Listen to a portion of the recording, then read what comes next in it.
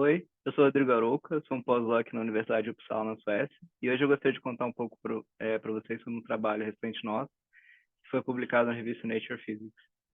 Esse trabalho é uma colaboração teórico-experimental, em que a teoria foi feita pelo grupo da professora Cristiane de Moraes Smith, na Universidade de Utrecht, na Holanda, e que eu colaborei também nessa parte teórica, e a parte experimental foi feita pelo grupo do professor Jinfeng Jia, na Universidade de Xangai, na China.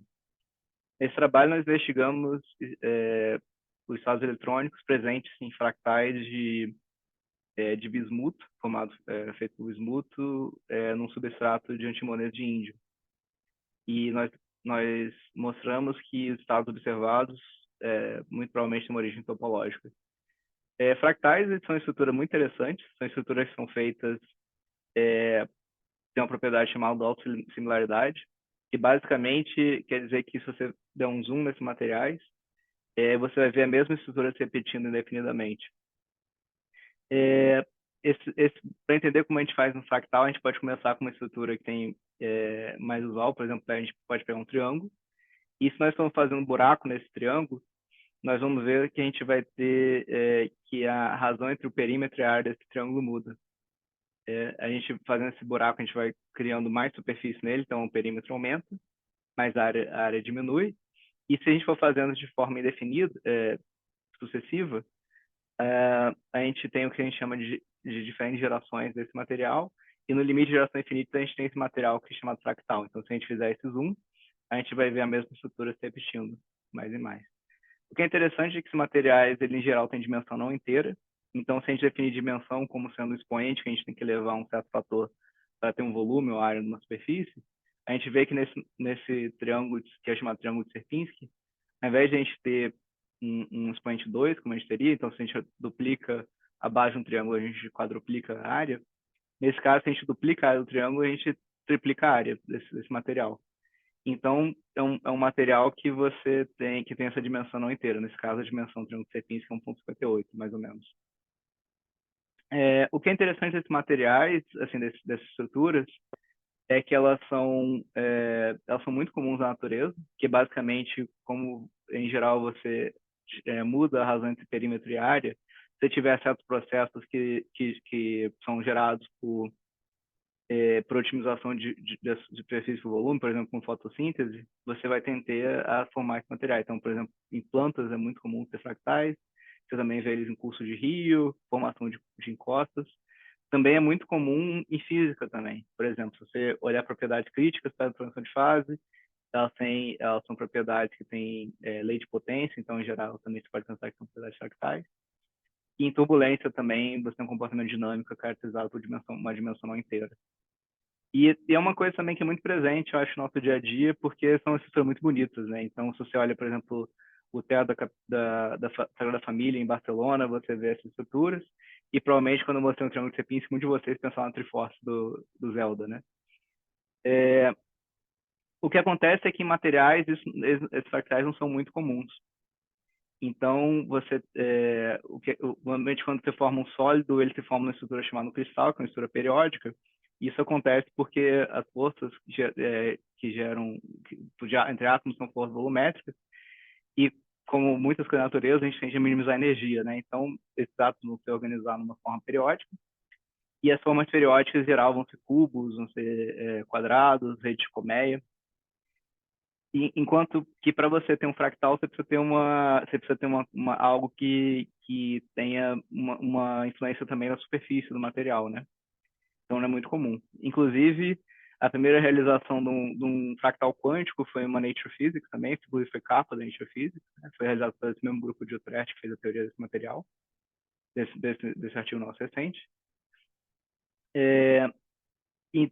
Mas o que é interessante é que esse grupo da Universidade de Xangai, que a gente colaborou, eles mostraram em 2021 que se você tiver bismuto no topo de antimonês de índio, tem a interação entre o substrato e o bismuto, você tende a formar ângulos também. E você, então, forma espontaneamente esses materiais que têm essa superfície de bismuto nesse formato fractal. E o que é interessante é que o bismuto tem um comprimento spin-órbita muito grande, um efeito relativístico que gera como se fosse um pseudocampo magnético no material. e é um ingrediente que é conhecido há bastante tempo por ser importante para criar estados topológicos, estados especiais que aparecem na borda do sistema que eles conseguem conduzir sem dissipação, por exemplo. Então, bismuto é conhecido como um elemento muito bom para fazer esses materiais. Por exemplo, tem um artigo de 2017 que mostrou que se você tiver um bismuteno, que é só uma camada de bismuto, então é um primo do grafeno com carbono, desculpa, em vez de ser o bismuto ao invés de carbono, você consegue ter um isolamento topológico na temperatura ambiente, né? Que é muito interessante porque esses materiais precisam ser usados para aplicações tecnológicas. Então, esse grupo experimental na China conseguiu obter esses fractais de bismuto, e isso é interessante entender justamente as propriedades eletrônicas dele e se ele tem certos estados que são característicos dos topológicos. Então, foi justamente o que a gente mostrou nesse trabalho, e do ponto de vista mental, eles utilizaram uma técnica chamada espectroscopia de varredura de tunelamento, STS em inglês, e eles mostraram que você tem estados, eles fizeram a caracterização da densidade de estados local desse sistema, mostrando que você tem estados especiais localizados na borda e nos vértices do sistema.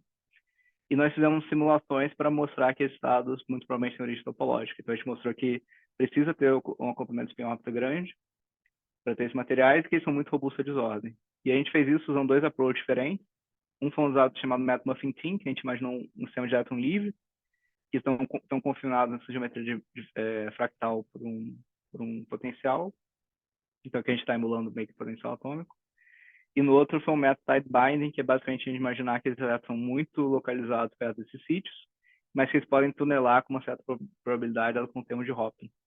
Então, os dois métodos mostraram os mesmos resultados, então assim, mostrando que você tem a gente tem um bom entendimento do tipo de experimento, e foi a primeira caracterização de estados topológicos no material real. Né? Isso tinha sido feito antes para metamateriais, mas foi a primeira vez que isso foi feito no material formado espontaneamente em física da matéria condensada. Então, é um resultado muito interessante. Eu acho que tem muitos trabalhos posteriores que seriam interessantes de investigar. Esse trabalho, acho que abre muitas portas. Isso tanto do ponto de vista de física fundamental quanto de aplicação. Do ponto de vista de física fundamental, é interessante porque a classificação de topologia, estados topológicos é feita para a dimensão inteira. Então, ter esses materiais com dimensão não inteira, entender como funciona a topologia deles é interessante. Por mais que agora a gente tenha um material só que é aproximadamente fractal. E em questão de aplicação tecnológica, como eu comentei, esses estados topológicos a princípio podem ser utilizados, já que eles não têm dissipação, né?